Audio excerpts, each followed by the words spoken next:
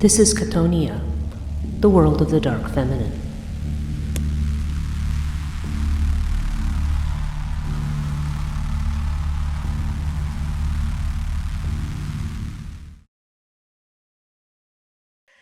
Hello and welcome to this month's Chthonia Conversations. I'm your host, Breach Burke, and I'm very happy this week to have with me Jessica Grote, who is the one part of Theion Publishing with David Beth. They produce a lot of really excellent esoteric works that are both academic and practical.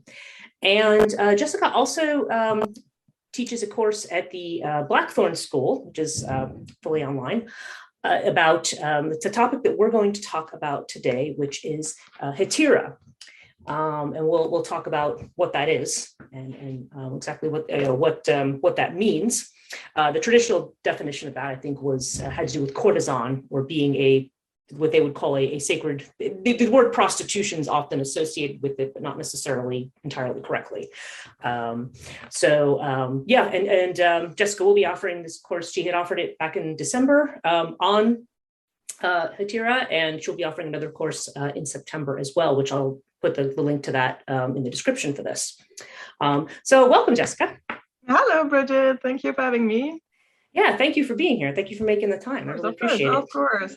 I'm really looking forward to talking with you about it. I mean, that's it's always interesting to get, other perspectives, or also about, questions that people have, because you're so much yourself already in some topics that you do not really think about the basic stuff, basically what other people might want to know, so it's good. I enjoy people ask me about this and talk about it. So yeah, it's a fascinating topic, and I absolutely, from what I know of it, I absolutely love this topic, because I think because it really does address the kind of conundrum I think that women have. I mean, certainly I'm coming from an American perspective, okay, because that's where I've lived.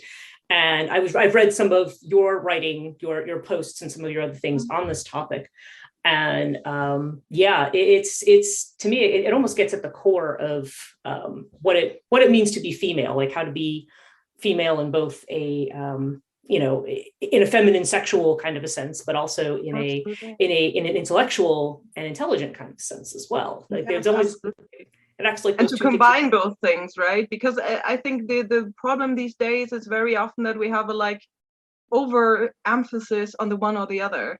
So you have either the very intellectual trying to be just basically already not sexual at all, or not sensual at all. Let's rather put it like that, even maybe, not necessarily sexual, but even sensual, and enjoying everything related to this. And then you have the other part that is overly sexual, where it's really becoming more so much that it's also a bit too much, right? The two extremes, really. Exactly, it's the extremes, and I think it's, as always, you have to find the balance between, and which doesn't necessarily need to be a proper balance. It can be a bit more to that or to the other side, but it should at least be, include both and have this aspect. I think that's important. So could you explain what the term hetaira? I don't think it's a term that a lot of people know. I mean, I've studied Greek religion and Greek cult civilization, but I think there's a lot of people who probably listen to this who don't know. So just from your definitions, I think you give a good definition of it. How would you define hetaira?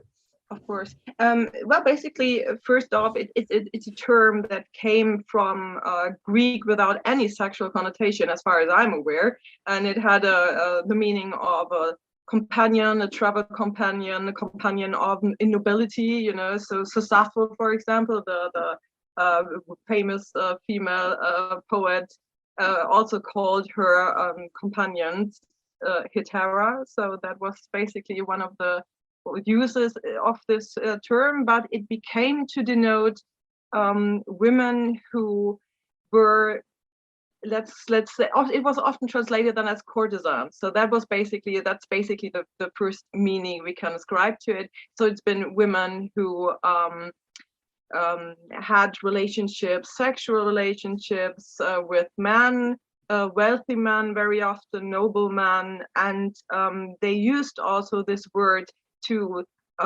distinguish themselves from the normal common prostitute. And there was a much more also an emphasis on this relation. So it was not necessarily that they had, a lot of male friends, but just a few, or even just one at a certain point in time. So I think that's also an important aspect. So this relates it much more to the classic, or to the concept of courtesan. And it's also related, though, to the cult prostitutes, whether they existed or not. I mean, that's often a very, very topic discussed very much in certain areas of academia. But, I prefer to go to the pro side and says, yes, there has been a cult prostitution. So Hetaera way as a prostitute. I refer back to the original. So I usually also stress very much this companion aspect. That's for me very important. So that's also why I do not, in the class I teach, for example, or the writings I have, which is much more focused though on women, and it takes its aspect or its basis in that. It's also open to men. It's also open to bisexual, gay, whatever, so it's absolutely inclusive, because I think that a lot of the topics apply to many people, no matter which sexual orientation or identity or whatever you have. I think it's applicable, because, as I said, I think it's much more about this companionship, in the way that we have to build meaningful relations with the cosmos, the ancestors, the gods, depending on which religion or system of magic or whatever you work in. Yeah, it's I think it's well, okay, yeah. So we have this idea of the courtesan, and I think what's interesting about that is, because I remember from what I've read about the traditional courtesan, is that it's not, like you said, it's not just somebody. I think probably one of the distinctions there is, we're not necessarily talking about a married woman necessarily. Okay, like this is not like a marriage relationship where you have this kind of a thing. It's a companion. It's somebody who is free. Okay, exactly. Free in their own way, and but also that might participate in men's things, like for example, women participating in Plato's symposium. Yeah. That was one of the big aspects, so to say, or that Hetaera accompanied men, and men, like, they had their own Hetaera. That was like a kind of wealth and status, of course, for them, to show off that they could that they had like enough influence or whatever, could give enough things to the woman to convince her to go with him. So that was basically, of course, but they took part in it. So that was not only, they did not just then be the beautiful woman on the arm, so to say, right? As we the arm candy, as we like to call it. Yeah, that's exactly. I was looking for the English term, exactly. Yeah. But they could take part, as you said, in Plato's Symposium. We see this. The women are taking part in this and are actually being a part of the discussion too. So yeah, I think, and we come back to the beginning, right? It's the balance of education and all other pleasures. Yeah, right. The sexual pleasure, and like you said, other pleasures as well. Yeah, like exactly. the sensuality. Exactly. Now that kind of leads me to because when I was reading the things that you were been writing about this, and we're talking about this sort of re-empowerment of the sacred feminine as being certainly a piece of this. And the term that comes up a lot in relation to this is erotic. Okay, the idea of erotic. So just trying to think of that in the context of this, because that's a term that I think, again, that seems to, people don't always use that term. I think we don't use it in the same way, certainly. And sometimes people see erotic as something, pornographic, something dirty, something. But on the other hand, there's the idea of erotic as just embodying this kind of sensuality. How do you see the idea of erotic, I guess? It's definitely the later. Yeah. Of course. And, and there we come back to this companion idea and the relationships, because I think the important, essential part about erotic is actually the relation between the two people, or even other beings or whatever, but it's like this connection, and the erotic is the tension between, it's the magnetism between the people. It does not necessarily have to be sexual, for example, it has sexual tension, and that Yes. makes it erotic. That's why I think erotic is always a bit more towards it still has part of the mystery also. If we want to, even in the profane sense, if I understand something as erotic, it would be much more still sensual, and it would still have something of a mystery, and I would want it to have that, because then you have this attractive tension between. And I think this is exactly the kind of energy that we want to create and want to use in all kinds of work to make this male-female symbiosis, so to say, happening. So to recreate these tensions between the poles, so to say, that make up the world. Yeah, and that's a very that's actually a really good definition of it, I think, because it's and the fact that I was thinking about it in those terms, I was reflecting a lot on this topic before we had this call, and I feel like this is one of those things where there's when it comes to the erotic, especially when you're talking about feminine erotic. I mean, I think this applies to men as well, certainly, but there seems to be this tension, particularly with women, where sexuality, and again, I'm speaking from an American experience. I'm not sure if the European experience is different, but there seems to be this attitude right from a very early age. So for example, from the first time that a woman may have erotic feelings, first time you go into adolescence, first time you experience womanhood, as such, all the things that go with that. There tends to be these two ways that I've noticed, and I think I was thinking about this in terms of myself, because I'm not going to lie, I've been an extremely repressed person for years, erotically, and it's so which has actually changed since I've come overseas, which is weird, because it's weird, because when I was back, yeah, it just seems like it just sort of comes out, but there tends to be this thing of what I see is there's like I think you had talked about it as being like the virgin and the whore together, that kind of I hesitate to use the word or archetype, but that paradigm. But I feel like it starts from a very young age, because on the one hand you have young girls who are considered to be tempters. Okay, they're treated as though they are tempters of young boys, that they becoming sexually active, say, at a very young age. And so the girl becomes kind of the blame. But what's happened more, I think, in recent years is now things have kind of gotten flipped around. And now it becomes, well, the young girl who's interested, from the time she has her sexuality in, say, an older man, now he's the one at fault. He's grooming her. He's a predator, and no doubt those kind of things happen, right? But at the same time, like I think about in America, there's a law where if you are an 18-year-old young man and you have a 17-year-old girlfriend and you have sex, and you get caught, he's on a sex offender list for the rest of his life. And really. We have similar laws in that we have certain age rules. Like I think when he is 18, above 18, and she is below 16, it's illegal. But when she's like between 16 and 18, it would be okay if the parents approve or something, like very weird regulations. I checked that out when I was 14 and had my boyfriend who was older. So yeah, exactly. You start looking at the fine print there, and then that's a whole other discussion about age of consent and what exactly. Because age of consent ends up becoming a thing about. I remember having discussion with some of my colleagues about this, like how young is too young. Okay, obviously I think anybody pre-puberty is too young, right?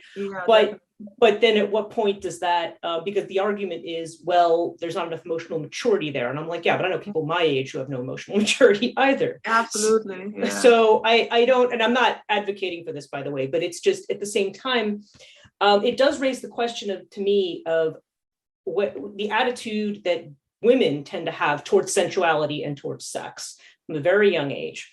It's either you should not show off your body, like you should be ashamed of it. You should not, if you do that, you're inviting trouble, right? Or it's the flip side of you're too stupid to know what's happening to you. And if you have a desire for somebody, you don't actually know what you're doing. Like, and, or you don't understand, you don't really have the desire. Someone's kind of tricked you into it. You know what I mean? There tends to, that tends to be the narrative that I see. Yeah. Yeah. And, and there's a whole, I don't know, I suppose there's a whole narrative around that too, around the young girl who wants the older man or the desirable man or the one who's which is often, I mean, I'm also not, it's always tricky, to generalize these things. So because I think, we have to look at it individually, of course. Right. Then again, it is from like common knowledge when we talk with people amongst us, right? It is very often a thing that you have a tendency to, or women like some older guys. It doesn't have to be many years, right? It's just even a few years at that point. I mean, if you're like, I don't know, 14, 15, 16, it's, I don't know, somebody who's 20, it's like 4 years, but it makes a huge difference at that point in behavior and attitude. And I think it's very often that we say like, okay, boys need longer to grow up, right? Yeah, right. to get this maturity. And so women are looking for this kind of maturity, I think, in some ways. And, it's maybe it's this, I don't know. Or we're all having daddy issues. Yeah, I mean, it's just, I just think about the time when I was 15, 16, as well. But I think what I see as the issue there is the fact that I think girls are kind of trained from a very young age to think that there's something, regardless of which way you come at it, there's something wrong with your sexuality. Like there's some reason why you should. Yeah. So I mean, they also know, and I think that's also part of it, of course, that there comes in the understanding of this is how I have to behave, or that's what I have to do. I have to try it out. I have to do certain things or wear certain clothes because this gives me the most attention. I think that's also, of course, a part that you just learn very quickly that this is how it works in some ways to gain male attention, so to say, right? And and now we come into these discussions: is this a good thing or not? And that's the problem. I think that people want to or come with moral attitudes and ideas that are very often so black and white these days. That like I just get put onto this, and I think that's really a problem and problematic, because I think especially that age is a part where you should be able to explore yourself and try out what works for you and how you like it, and also how you like the reactions about it. I mean, that's also part. But as you said, there are many people, and I think this is actually also definitely more true in America, as far as I know, than in Europe, with this very, very restrict and rigid like Puritanism, we call it. Yeah, exactly. Yeah. Mm-hmm. It's that way about, it's by the way, sex is that way about booze. It's about, it's, everything. It's just, and anything that gives you any pleasure, you shouldn't indulge in. It's bad for you. Exactly. Yeah. No, but you're right. Yeah. And that was a thing too, that, that I find interesting, because whenever I, when I'm over in Europe and not in the States, or when I'm, or even just experiencing, say, European TV, European commercials, European, as opposed to American, there's a very, very, I feel like there's a very different attitude towards sensuality and towards the sexual in Europe than there is in the US. And because the US is surprisingly, well, I think Ariel Levy had said it best. She had said, try to be as sexy as you can, but don't ever have sex. It was like don't let anybody know about it, right? That's right. Yeah. You have to be desirable, but if you actually touch anybody, forget it. So yeah, it's And I do, and I don't know, I guess I bring it up, not because I'm looking to get into these necessarily real controversial topics, but because if we're talking about the idea of a woman being able to integrate that sexuality, along with intellect, because that's the other thing too, there's this split between, well, you're either smart or you're attractive. You can't possibly be both. Can't be both. Yeah, exactly. Yeah. And I think it sounds like the kind of work that you're doing has more to try to get people to try to say, listen, yes, you can be both and you should be both. And like you said, it's not necessarily all about sex, but it's, you should celebrate your body. You should celebrate who you are, and as I said, the same thing that I just said about the teenage girls, it goes also and applies to the adult woman. I mean, explore yourself, and you have to get an understanding, because I think that is actually what people are still struggling with, and now it's also much more men who are struggling with it too. This kind of, who am I? What am I expressing? What's my inner identity, so to say? Where would call it like your erotic core? That's what I call it in the class, right? That you have to find this, and you have to be able to express this, and what a part of it is also to explore, and it doesn't have to be the extremes. It doesn't mean necessarily that you have to be promiscuous, polyamorous, or extremely kinky.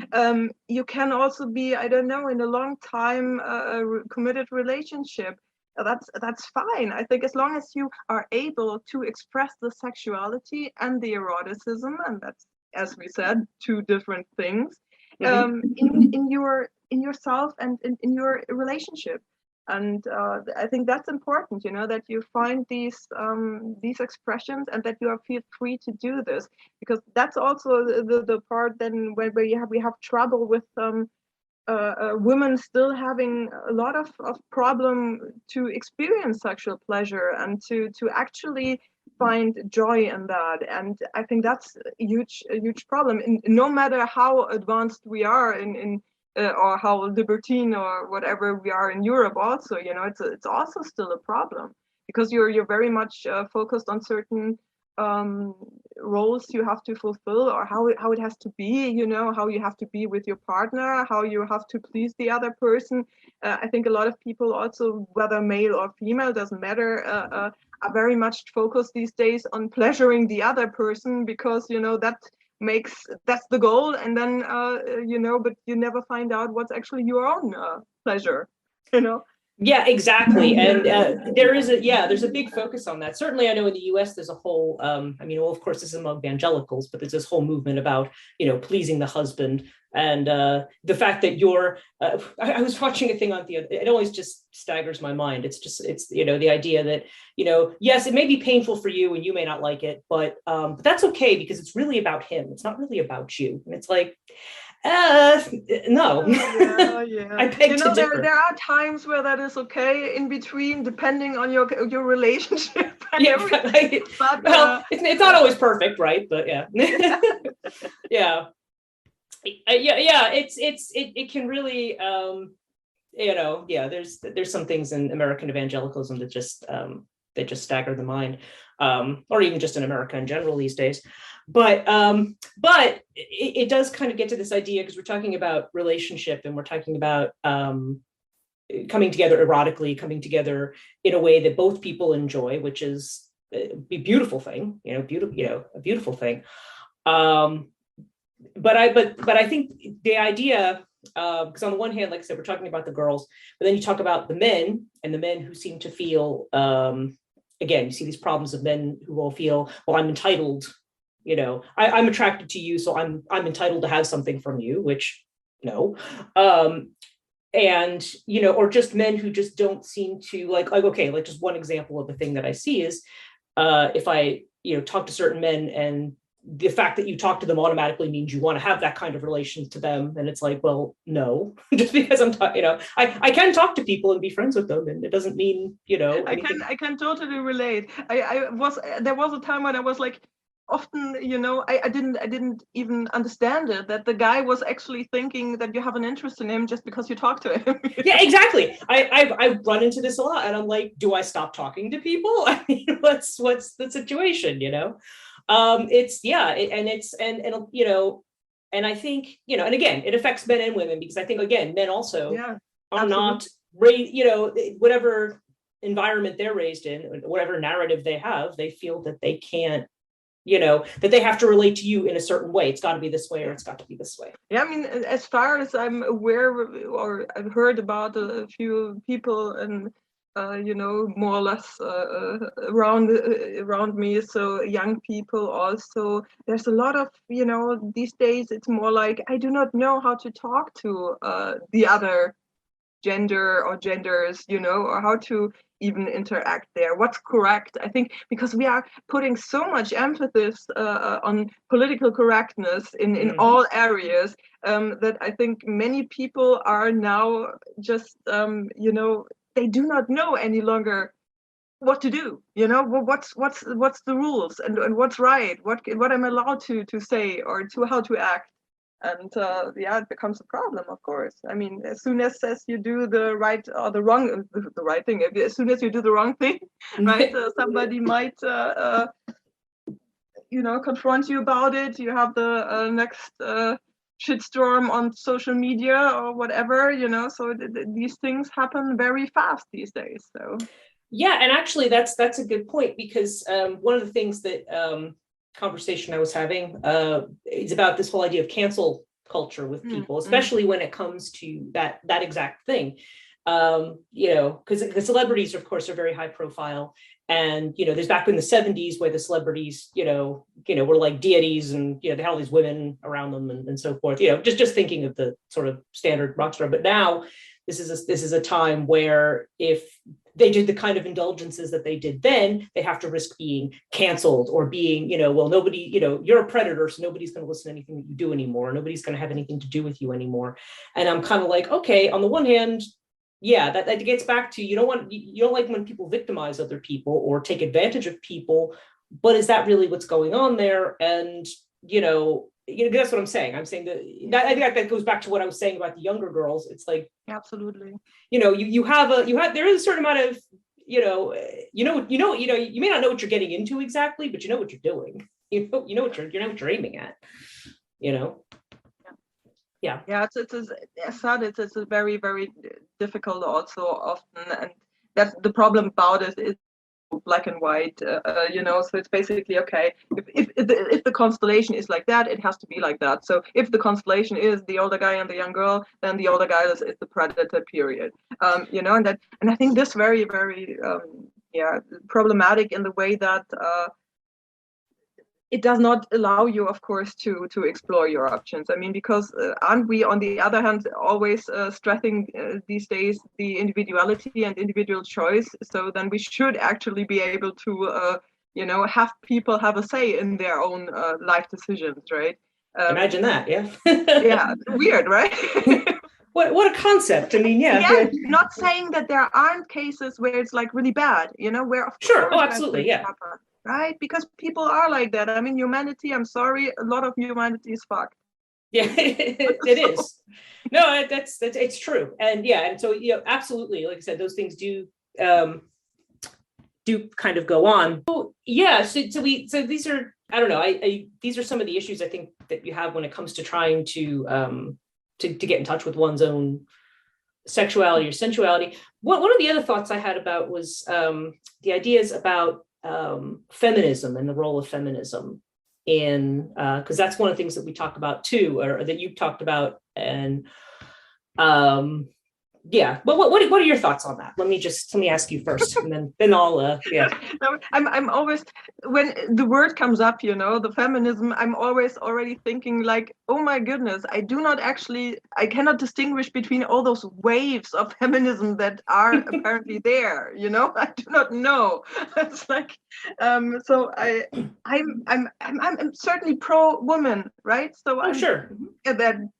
In that way, I'm feminist, but at the same time, I have a trouble with what I experience often to be, let's say, more, or I get the feeling that it's very often a kind of turnaround and goes very much into this idea of not just egalitarian, which I think is an important and good thing, but it goes about into putting women even over man, or like this. It's kind of okay, we want to just turn it around. Everything we think bad has to be changed into basically the opposite. So it's and that's a problem, I think. Again, so yeah, I don't know. I mean, probably now all the feminists, of course, will say that this isn't the case and that it's very, very much more nuanced than that, and I'm sure it is in some ways, but then one should maybe also consider how one brings it across, because for me, not diving deep into the matter, it always comes across very much like I'm being told what I'm allowed to do or not, and that's usually that I'm not allowed to do things I would like to do, because I cannot be really feminine, because then I'm already like I don't know, too stupid, too feminine. Exactly. Yeah, and but I thought about that, because one of the things I have in my mind, I always call it the job interview test. I always say it's something I've actually written pieces on this, but it's so if a woman, okay, so if we're talking about the women's movement of the 70s, say, in America, okay, there's the idea that women can do what a man can do. Which, like anything, sometimes that's true, sometimes it's not. But so the idea, yes, I understand. Yes, I shouldn't have to, my husband shouldn't have to approve me getting a credit card or something, or by the way, I shouldn't have to have a husband automatically, or to have any rights in society or whatever. But but there's always someone talk about a woman can do what a man can do, but there's never talk about a man can do what a woman can do. You never see it the other way. And that's what I call the job interview test. Like if I go into a job interview and I wear a suit and I'm wearing trousers, whatever, then I have that's not going to affect whether I get the job or not. I mean, my appearance will not affect that. That will just be a professional appearance. If a man was to show up at a job interview in a woman's suit, doesn't matter what the qualifications are, it's not going to be judged the same way. And that gets back to this idea that somehow being feminine is degrading or wrong. You know what I mean? Like it's a step down. Yeah, or it's just not exactly. It's just not correct for a man to be feminine then in that way, right? So it's Let's see what you're aiming at. But even for women, it's like in that kind of feminism that you're talking about, it's like don't be too girly, don't be too don't be too don't appear to be too feminine, because then but then they end up using the same kind of language. It's like you're too slutty, or you're too but that's always I think one of the most general women problems in the world, right? That we always have this trouble with, okay, you should not be that, but you should also not be the other thing, it's like always you cannot make it right. Either it's the other women who will criticize you, or it's the men who will do it, it's like you just cannot really do it right. So, you can't win in some way, right? But that's exactly why we need much more of the self-entitlement and self-determination to find your values and live up to that. And that's what I'm also think is so important about this Hetaera concept of living your life and your values, and that's what you're going for. And it doesn't mean that you have to go necessarily against the mainstream all the time. You are. It's totally fine to also go along with it in certain aspects. The important part is what feels correct and right for you and good for you, and not for anybody else around there, except the people in like your close relations, right? Because there you have to make some compromise, of course. But in this, and that's exactly, again, coming back to the feminism, I think that's the problem. If you have like all those values put onto you, those moral standards put onto you, or like forced onto you, that you're like have to live up to, and you have to follow this, else you're not I don't know, feminist enough, etc. And I also, as much as I say that of course, everybody can move towards certain values and lifestyles, etc. There are biological differences, and I'm I do not subscribe to this, and I know this gets me cancelled now in some areas because it's just like how it is. You have this movement now that they are actually canceling biological differences apparently. So but I just cannot, that's for me, it makes an aspect of how we experience. I mean, I do not know what it is to be a man, physically. Mhm. I just don't have this experience. I also do not have the experience of being a mother, by the way. It's so I, Me neither. yeah, there you Yeah. go. And I do not say that that I cannot judge anything in that matter, and I don't. So, but I very much know how it is to be a reproductive woman, like have your period, etc., etc., your mood swings, and all these Oh things. And I God, think, yeah. that's a part of female experience, and also not something that each of us has the same way. So I think, and that makes life much more beautiful, that we can encounter differences in us and in others. Yeah, absolutely. And yeah, that's you were just reminding me. I had a situation where there was a discussion somewhere online about the fact that the maxi pads, that women use, that they were taking the female symbol off of them because they needed to be more inclusive. And I thought, inclusive of who? I mean, okay, even if you want to accept, but and I know people who identify as non-binary and have, and who have down to hormonal things, and and I understand, I'm not, against that, certainly. But at the same time, I'm thinking, yeah, but even if you are, say, a trans man becoming a woman, it's still a feminine thing. It's still a feminine biological thing. Like, and I said that to somebody, and they said, well, there's trans men who can get periods and stuff. And I'm like, okay, but it's still a feminine thing. This person blocked me immediately because, I'm just like, okay. Because to me, it's still, yeah, there's and it's for me, it's like one thing if the actual trans person says something about yeah. it, but it's very funny that very often the people who block you, etc., are not the person in question, Right? but just the people who are fighting the moral war for the other person in some ways, which isn't even necessarily their opinion. So yeah. You're right, exactly. It's a very odd thing that does seem to generate a lot of intense emotion. I mean, and I've seen some podcast comments too on mine, where people will say, you can't assume this about the. I'm not actually assuming anything. I'm just, it becomes, it shouldn't be.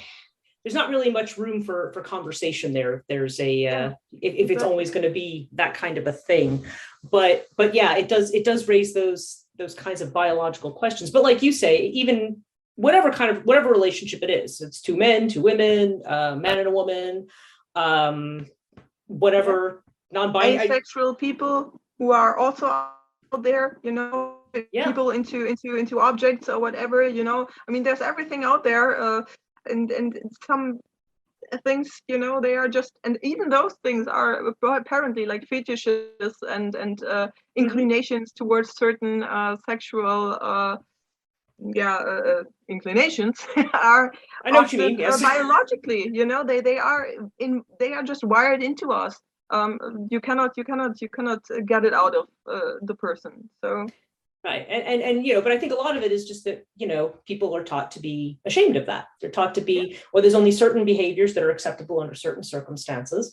And I'm always fascinated by the way in which sexuality seems to be the one thing that needs to be controlled, that's controlled. So if it's not controlled by laws, it's controlled by a kind of a social narrative about how that's supposed to be. So Mike, I guess thinking about talking about this integration, being this more integrated person, in the sense of being able to have sensuality, however you experience that in as well, and being like, okay, if we're talking about women in particular, experiencing your femininity or experiencing your sexuality or who you are, as well as what we think of as, having an intellectual life, rational life, whatever we think of as complementary to that. Given the kind of challenges that seem like they shouldn't be there, but they are, what do you think about that? What would you be like?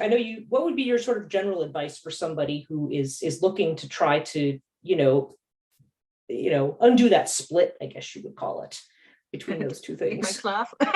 Take your class. That's number one, definitely. It's like what you have to say. I mean, right? It's like of course I would be not doing my teachings well, or my self-promoting well enough. Plugs are good. That's absolutely good. That's no, right. definitely. People should definitely take your class. But yes. Yeah, but of course, apart from that, I think it is a lot of it is, first of all, to be very self-reflected too. You have to be very honest with yourself to actually see where are you in your in this what's your current status. So how intellectual are you, for example, right? Mm-hmm. To be, is this actually even also a thing? I mean, we have to see, okay, so where are your interests, and what is it that you want to pursue? Or are you having more trouble with the sensual side on the other way around? I think you have to evaluate first, where am I right now? What's it where I may be overcompensating? What's it that I express too much, maybe, or is this actually something I'm expressing just because other people are expecting it from me? That's also very important to see, right? So how much is your lifestyle actually reflecting your own values and your inner drives, and I would want to call it your soul, right? So how much are you expressing this, or how much are you expressing what's in your head because you are thinking, okay, my family wants it, my partners want this, my friends need me. And then, I mean, we all know that we, of course, behave in certain contexts in a certain way, and we take on those roles, and also this kind of personal behaviors. You become a little bit more childish with that person, or you become a little bit more flirtatious with the other, or a little bit more okay, no, I'm a very intellectual, self-controlled, disciplined person. I do not, I'm not funny, I'm not sexy, or whatever with the other person, or the context, right? If it's a work context, etc. And of course, that's good. That's also important. That's how society functions in some ways. But at the same time, we have to be observant about this and understand, okay, where am I actually expressing aspects of myself, and where am I just reacting to the surroundings of the environment? And then if I have this figured out, then I know which parts and aspects to which I have to work on more. So when I come or the way I'm starting also the whole class is, you start on your own level first. Of course, you see what's your values, where are your issues, and very often, of course, because this is also much more erotic, sensual, and also so magical topic, it's much more, of course, also about physical things first. So your soul and body movements, the experience of sensuality, and also body positivity in some ways, ecstatic movement. These kinds of things, and then to connect to a kind of add a spiritual level to it, which goes into dream work, also goes into ancestor veneration, and all these topics, which do not seem like necessarily courtesan topics in the beginning, but because I'm coming at this from a much more holistic approach, so to say, then we have to. And then we will automatically, I think, combine these aspects. We will combine the sensual and the pleasurable and the physical aspect with our intellectual capacities. And that will, I think, in some way then even automatically happen. That's actually a really great approach, I think, because there's, because that's just it. A lot of times people don't know where they are, I think. I've encountered people, I've had friends in my life, obviously not naming any names, but I've run into people who have, like, say, for example, people who have been very devoted mothers or very devoted to their children. And then when the life changes, the children move out or there's different things, then you say to them, okay, well, who are you? And they don't know how to answer that question because they're always in relationship. Oh, well, I'm this to this person and I'm this. I'm like, yes, but who are you? You know? And so I think, well, yeah, I think that's really important. So I figure out, yeah, who are you and where are you at and where, you know, where maybe are you more developed and maybe not as developed, you know? So that, you know, that just sounds really interesting. And I'm hoping to take your class actually. And I hope we'll have other people do You're too. welcome. Because that would be it just, yeah, and that just seems like that'd be really very, very important thing for people, because I think that is the one thing people are very much out of touch with. Yeah, absolutely. With rare exceptions, of course. I mean, I know people who are very much in touch with who they are, but you know, that's also you immediately know this, you know, and you experience it. It makes a huge difference, I think, in how you present and how you behave and how you live your life. That's also a very important part. Yeah, exactly. And you know, because and you know, and sometimes too, I think even when you know who you are, or when you finally figured out who you are, you know, then you're still kind of in that current of the cultural narrative, and where do you fit in with that as well? Because sometimes that can work against you in certain instances. So you feel like you're in, yeah, you feel you're always reacting to it. So yeah, but I think it's important, especially now, because people they just feels to me like people are just more alienated in themselves than they ever have been. Absolutely. Yeah. Also, I think, you know, it's. I mean, it's also not about having this static idea of yourself, you know, where you just, okay, that's me, and now I'm never gonna change. That's me, right. And then, you know, but that's of course also not it. I think you have to be fluid in some ways in your to take one of the keywords of these days, gender identity, but that's also a good term, I think, and a very appropriate term, because we have to be in a certain way, I think, fluid with the context, you know.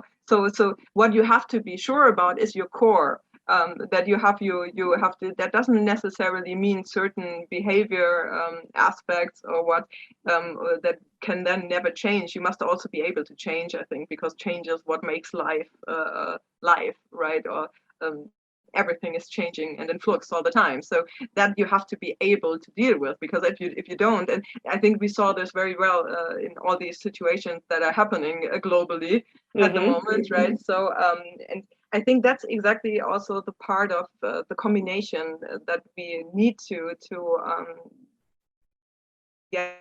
reach this on the one hand being securely in yourself, and on the other hand being, because of this security, being able to be very flexible and fluid and changing, and open to these changes as well.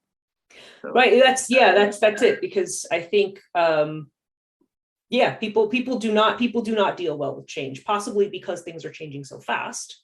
Where I think they were saying that, you know, technology and everything else shifts at a much faster rate than it has probably in any time in human history. And I think people just, you know, that's why you have people who resist and, you know, appeal to tradition and appeal to, I don't know, things like nationalism and other kinds of identity things that say like, no, it has to be this way. Or people who think that not changing is somehow a good thing, you know, like you're, you know, standing by, I don't know, standing by, you know, stubbornly standing by something that may be out of date and may not be appropriate to the person that you now are. But, you know, or tending to revolve around the same kinds of experiences and the same kinds of people. And it's where it's good to get out and test yourself a little bit too, I think. Absolutely. Leave your comfort zone when possible. Right. Do other things. Always. But yeah, I also think it's not just, I think in some ways it's this people are not just really in touch with themselves. At the same time they have but at the same time they have this, I don't know, fixed idea of consistent me, and where that gets like kind of attacked as soon as something changes, like they feel stressed and panicked because they cannot cling to this what they know, like this fixed idea, and then they will probably get uncomfortable. And it's also it's kind of, I don't know, I think we're kind of lost touch with our true inner nature. Like again, I would bring up this whole topic, and the body connection, but also of course we have lost the connection to a lot of the world around us, as I said before, like ancestors, for example, on this whole topic of mortality and death, and which becomes a part of this fearfulness and anxiousness and anxiety in people, is also because we have lost touch to that, so we're especially in the Western culture, we are very very much pushing it away from us. We're no longer confronting us with that or working through it in a positive way, right? Well, yeah, because I think that's a very good point, because death is one of those, it's unnatural in this kind of culture, it's unnatural exactly. in that paradigm that says that death is somehow going to be conquered in the name of spirit. What Christianity has taught us. I mean,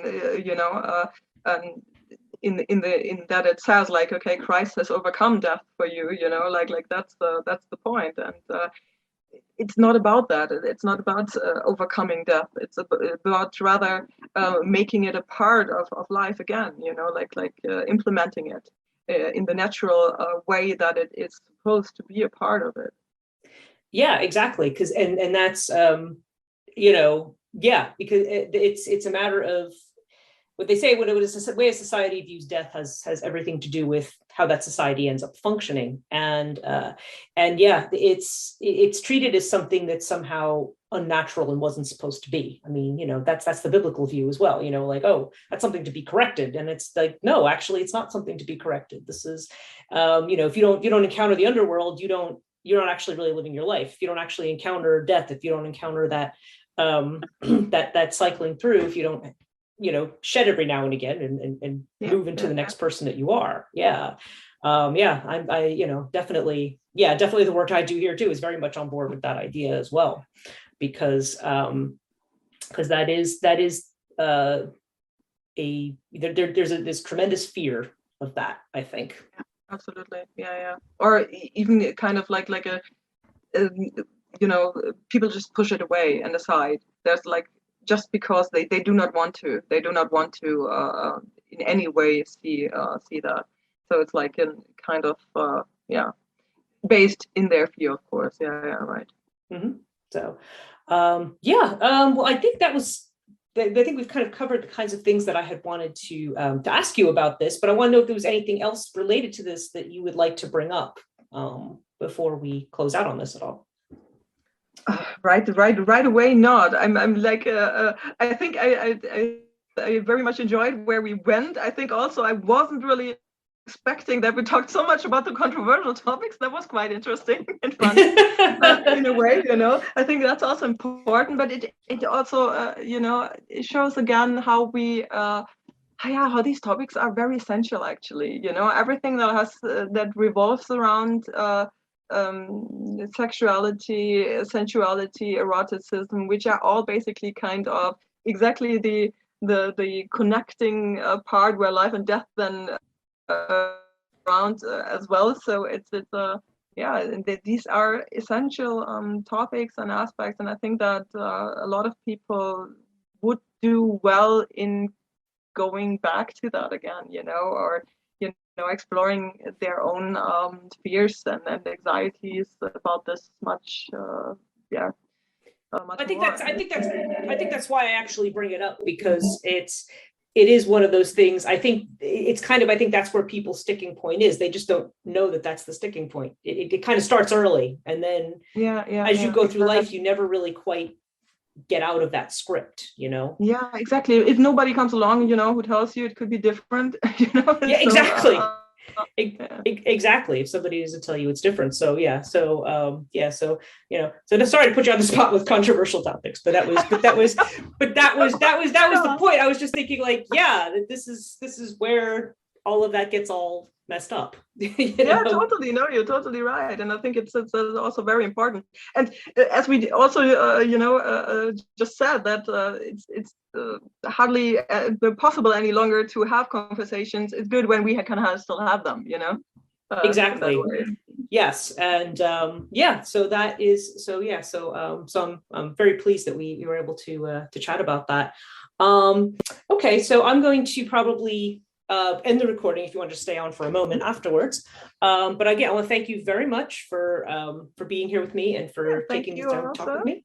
Yeah, and yeah, absolutely. And so, as I said, anybody listening, make sure to check out Jessica's class that's coming out. I will post the link for it. And so I'll see everybody in the next episode. Thank you for listening to Chthonia Conversations.